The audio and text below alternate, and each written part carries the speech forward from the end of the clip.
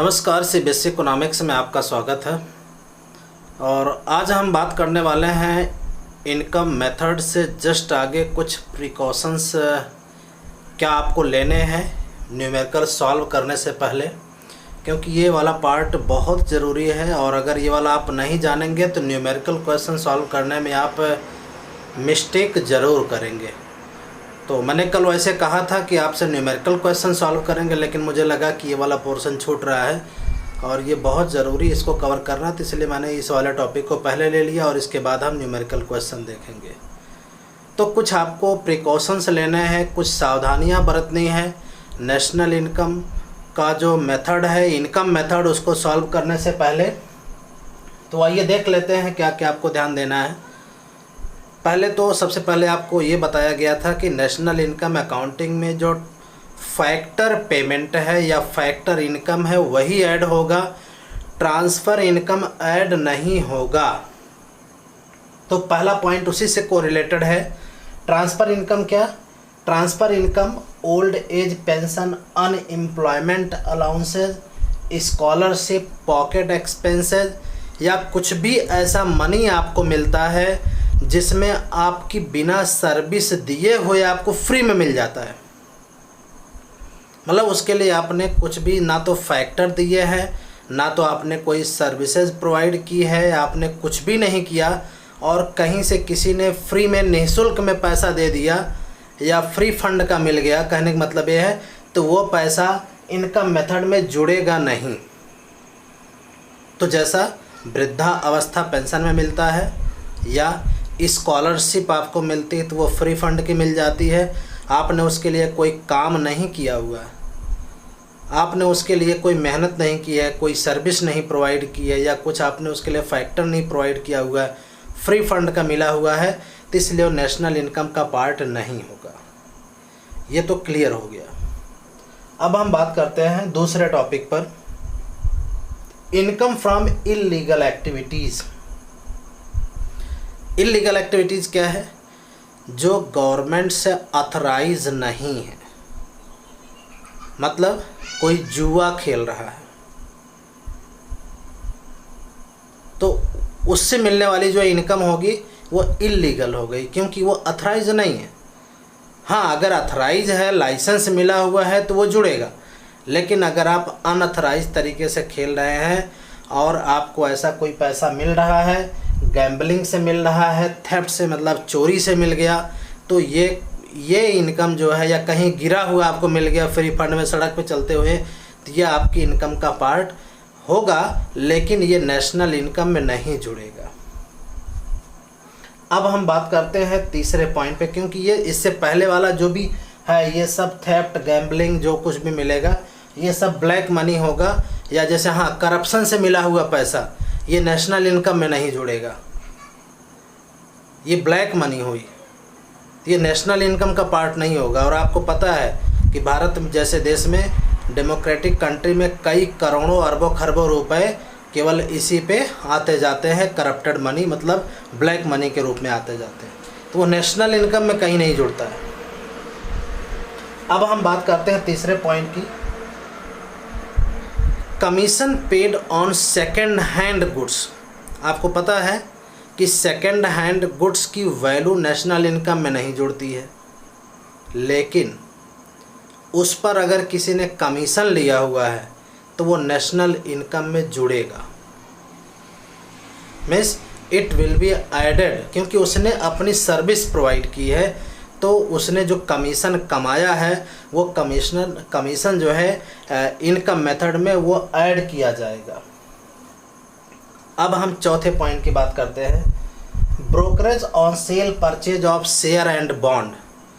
आपको पता है कि शेयर और बॉन्ड को सेल और परचेज करने के लिए बड़ी बड़ी कंपनियां स्टेज प्रोवाइड करती हैं, मतलब वो ब्रोकर्स होते हैं, जैसे कार्वी ऑनलाइन, इंडिया बुल्स करके है। तो इस तरह से ढेर सारी वेबसाइट है जो शेयर बॉन्ड को खरीदने बेचने में आपकी मदद करती, प्लेटफॉर्म प्रोवाइड करती है, और उसके बदले में वो ब्रोकरेज भी लेते हैं, मतलब 50 पैसा 0.5% लेते हैं। बहुत कम ब्रोकरेज होता है, लेकिन करोड़ों लोग जब पैसे का खरीदते बेचते हैं शेयर बॉन्ड, तो उससे उनकी लाखों की कमाई होती है।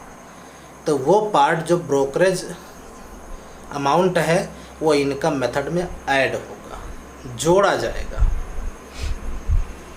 Imputed rent for self occupied house, मतलब ओनर है उसने अपने लिए खुद 4-5 कमरे रखे हुए हैं, यूज करता है, तो उसका जो इम्प्यूटेड रेंट है, जो मार्केट का जो वैल्यू है रेंट है, वो इनकम मेथड में इम्प्यूट करके जोड़ा जाएगा, ऐड किया जाएगा।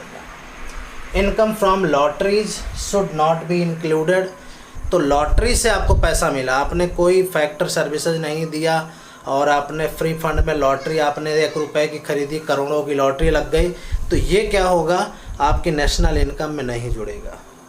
इनकम मेथड में लॉटरी से मिलने वाली इनकम को ऐड नहीं करना है। अब आगे हम 7th पॉइंट के बारे में डिस्कस कर लेते हैं। 7th पॉइंट में क्या है, production of self consumption will be part of national income. किसानों के बारे में, इंडस्ट्रीज़ के बारे में, जो प्रोडक्शन करते हैं वो सेल्फ के लिए भी कंजम्पशन करते हैं, तो वो जो उसकी वैल्यू होगी वो नेशनल इनकम में आपको ऐड करना है। अब हम 8th पॉइंट के बारे में डिस्कस कर लेते हैं। 8th पॉइंट क्या है, आपको पता है कि प्रॉफिट के 3 पार्ट्स होते हैं, कॉर्पोरेट टैक्स, कॉर्पोरेट सेविंग और डिविडेंड। तो आपको करना क्या है, if profit is already added in operating surplus then any parts of this one that will not be added in operating surplus. कहने का मतलब ये है कि अगर आपने एक बार प्रॉफिट ऐड कर दिया है तो उसका कोई भी पार्ट आप इनकम मेथड में ऐड नहीं करेंगे। अगर प्रॉफिट नहीं ऐड किया है तो इन तीनों को जोड़ देंगे, 3 नहीं है तो 2 को ही जोड़ देंगे, 1 है तो 1 ही जोड़ देंगे। अगर प्रॉफिट नहीं दिया हुआ, अगर प्रॉफिट दिया तो केवल प्रॉफिट जोड़ेंगे और उसके पार्ट जो है नहीं जोड़ेंगे, नहीं इंक्लूड करना है, सीधा सीधा। अब हम बात कर लेते हैं 9th पॉइंट की। बात आती है इनकम टैक्स की। तो जो आपको पैसा मिल गया, जो आपने इनकम टैक्स उसमें से पेमेंट किया है, तो यह ऑलरेडी जो इनकम है ऑलरेडी वो नेशनल इनकम में आपकी ऐड हो चुकी है। तो दोबारा इनकम टैक्स, क्योंकि उसी इनकम से इनकम टैक्स आप पे कर रहे हैं, तो वो दोबारा डबल काउंटिंग हो जाएगी। इसलिए जो इनकम टैक्स है वो इनकम मेथड में नहीं जोड़ना है। अब हम बात कर लेते हैं लास्ट पॉइंट की। जैसा कि आपको बताया गया था कि कंपनसेशन ऑफ एम्प्लॉयज़ के 4 पार्ट हैं, wages and salaries, employers contribution to social security scheme, payment in cash and kind, pension on retirement. तो इसमें भी वही चीज़ आपको अपनाना है। अगर कंपनसेशन ऑफ एम्प्लॉयज़ दिया हुआ है तो आप केवल कंपनसेशन ऑफ एम्प्लॉयज़ ऐड करेंगे, उसके ये जो चारों पार्ट हैं ये नहीं ऐड करेंगे। अगर कंपनसेशन ऑफ एम्प्लॉयज़ नहीं दिया हुआ है तो ये चारों में से जो भी पार्ट्स दिए हैं वो ऐड कर लेने हैं। तो मुझे लगता है कि आपको ये टॉपिक अच्छे से समझ में आ गया होगा। नहीं समझ में आया है तो वीडियो को 2 बार, 3 बार, 4 बार रिवाइज करिए। बहुत सारी चीज़ें कई बार देखने के बाद समझ में आती हैं, तो आप वीडियो को 2-3 बार देख सकते हैं। आप किताबें पढ़ सकते हैं, बुक्स पढ़ सकते हैं, जो भी किताब आपके पास है। आज इंटरनेट से पढ़ सकते हैं, गूगल से पढ़ सकते हैं, कहीं से भी पढ़ सकते हैं, तमाम तरह के प्लेटफॉर्म हैं। तो आपको समझ में आ जाएगा, बशर्ते आप पढ़िए। हमारा काम है पढ़ाना, आपका काम पढ़ना है। अगर आप मेहनत मन लगा के पढ़ेंगे तो पक्का समझ में आएगा। और अगर पढ़ रहे हैं यहाँ मन कहीं और लगा हुआ है घूमने के पीछे, तो मन तो फिर पढ़ाई में मन नहीं लगेगा, वो तो फिर कभी नहीं समझ में आएगा। तो रिक्वेस्ट करता हूँ, घर में बैठे हुए हैं, आपके पास बहुत टाइम है। इतना टाइम है कि आप मुझसे भी आगे बढ़ सकते हैं। सेल्फ स्टडी करके नोट्स बना सकते हैं, प्रिपेयर कर सकते हैं, क्वेश्चन वाइज, आंसर वाइज, कितनी बार बार आप किताबों को पढ़ सकते हैं। इंडियन इकोनॉमिक डेवलपमेंट क्यों नहीं पढ़ा रहा हूँ अभी? क्योंकि बहुत आसान, बहुत ईजी। आप लोग ऑलरेडी 6 से लेकर के 10वीं तक तो ऑलरेडी पढ़ के आए हुए हैं, 11वीं तक पढ़े हुए हैं, तो बहुत ज़्यादा मुश्किल नहीं है। ये पोर्शन मैंने इसलिए लिया हुआ है मैक्रो वाला कि ये थोड़ा सा आपको लगता है कि नहीं इसमें ज़्यादा मेहनत करनी पड़ेगी।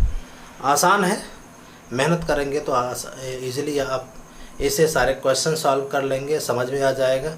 लेकिन लापरवाही करेंगे तो बिल्कुल नहीं समझ में आएगा। तो आज का वीडियो कैसा लगा? अगर वीडियो आपको अच्छा लगा हो तो लाइक कर दीजिए, चैनल पर नए हैं तो सब्सक्राइब भी कर लीजिए। कल फिर मिलते हैं एक नए वीडियो के साथ में। हो सकता है कि न्यूमेरिकल क्वेश्चन के बारे में हम डिस्कस करेंगे। तो कीप वॉचिंग CBSE इकोनॉमिक्स।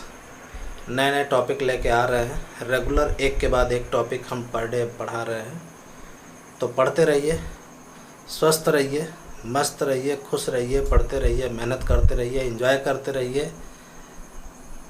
कल फिर मिलते हैं एक नए वीडियो के साथ में। Thank you for watching CBSE Economics.